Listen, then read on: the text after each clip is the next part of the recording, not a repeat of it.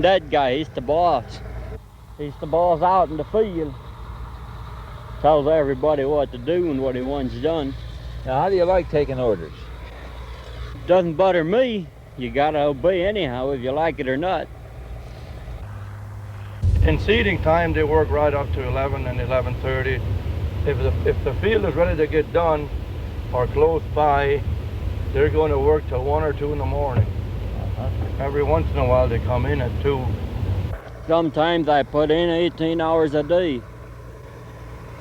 When we're out seeding and we want to get done, just let it roll. Cause it's my piece of land just like it's anybody else's, so I feel I gotta work it.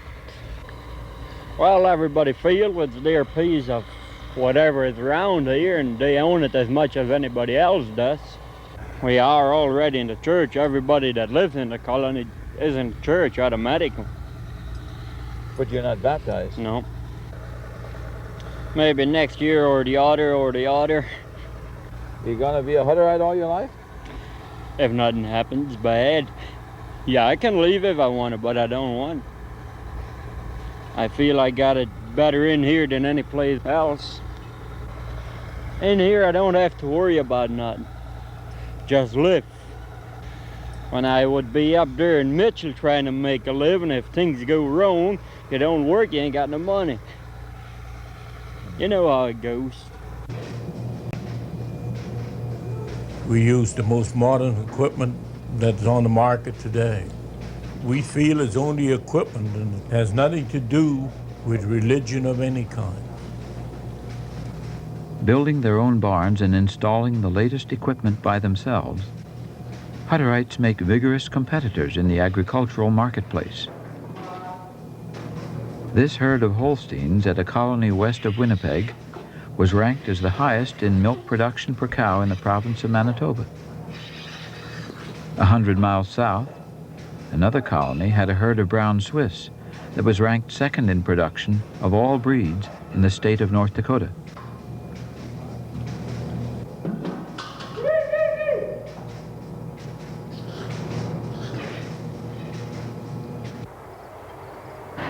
I have to keep up with the Joneses here. I feel he has the edge over us right now. Our neighbor here, I farm 70 acres per capita. What does he farm? 600.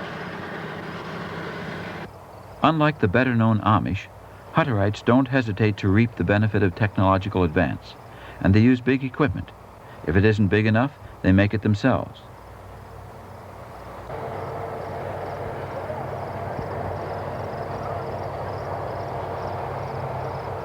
Most of our boys have, you might say, been working big money on the oil rigs, but they all come back. Most of them, I would say 80%, 85% of them come back. So it must be security, and this is what man lives for, it seems like. I mean, the human nature wants security. You have clubs, shrine clubs, and all those rest of the clubs. What are they for? I think people want to live together. They don't want to live as an individual. So what do you do for recreation? Recreation, work harder. Sometimes Sunday afternoon we go out and play baseball and stuff like that. We don't encourage all kinds of recreation. The colony doesn't object to it so much as when they start yelling around or being too loud. We don't like it at all. It reminds us of the outside world too much. And if they can do it in a more reserved way and enjoy playing it, it's more acceptable. Because Christ was quiet and all the time. If you want to be a true follower of Christ, you want to follow in his footsteps. He was quiet and reserved, and this is what we like to have.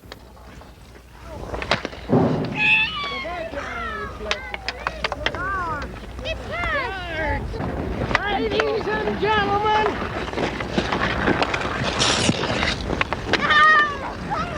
a head on collision. Sorry, man. And you finally see.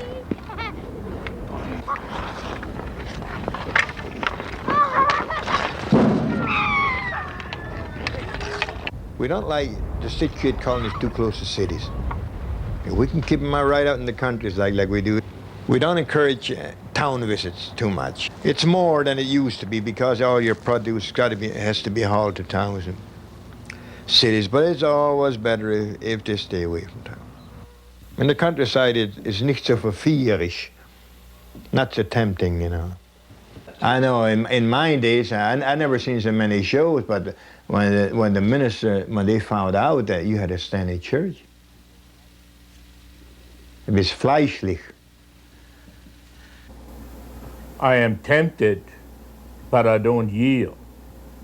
Well, we have no objection to taking a drink. We approve it if you take it in moderation, because I think we have a biblical basis for this too, because Paul said he commanded Timothy to take a drink for thy stomach's sake. He never encouraged to overdrink, because the Bible speaks against drunkards, and we wouldn't approve of this at all. What do you do when a fellow or somebody overdoes? How can you deal with it? Well, they usually have to stand up in church and be corrected over it, or they're brought up in what we call a stiebel, or just a court session, like the elders will talk over it. They correct them up there. They have to either stand up and apologize for it, or we don't approve of it. Or we are clannish too, just like the Indian.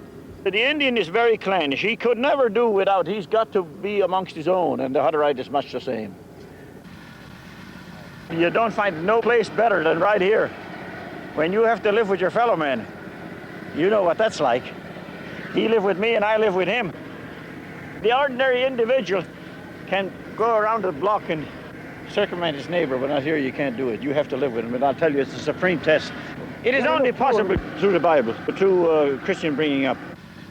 I put that on there myself. Blessed are those who create peace around them. And I'll tell you, there's more than one way you can create peace around you. When the Red River overflowed and endangered the city of Grand Forks, North Dakota, Hutterites from a small colony 40 miles away joined the volunteers working night and day to contain the river. Mobile 4, repeating last transmission. Somebody to pick it up. We need,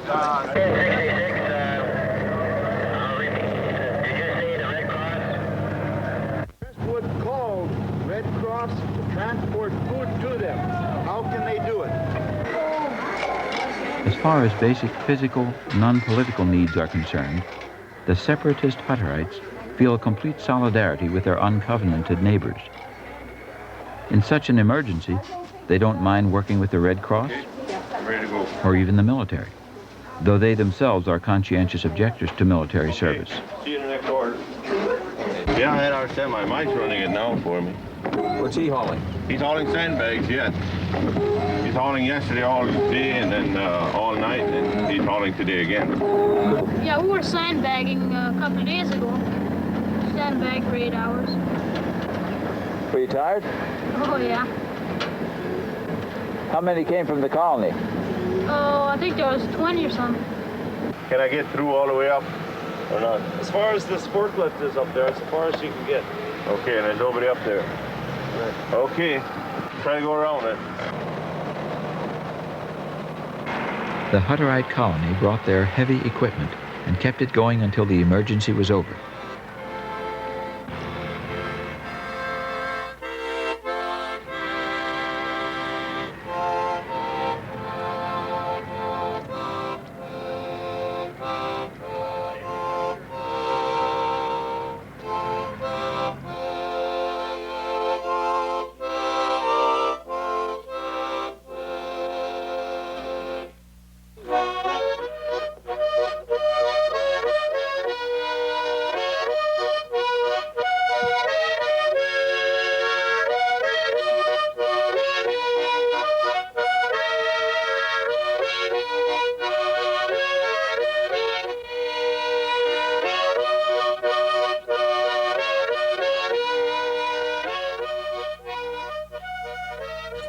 Over there. They're all at my toe. Fish, bite my hook. They'll do it right away. They oughta.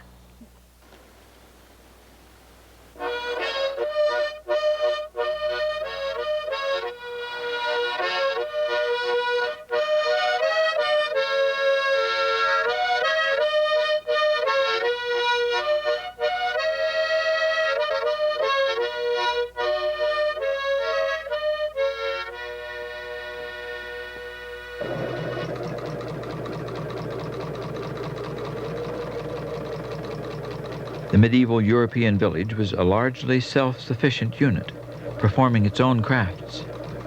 Hutterites retained some aspects of that village self-sufficiency. I didn't used to like it, but now I do. I've been at it for 16 years now, you know. I pay her every year. Well, it takes about $5 to make a pair of shoes. Now you multiply that by 150. Besides feeding ducks and geese and repair work, it's a lot easier to repair them than it is to fix a boughten shoe, because most of them boughten shoes are only glued together or cemented together, you know. And that's hard to fix. Sometimes you get a shoe, and I got a good example hanging over there on the wall. Well, the one fell apart, whereas the other one was just a good shoe. But you're not going to walk one-legged. I mean, they have to fit.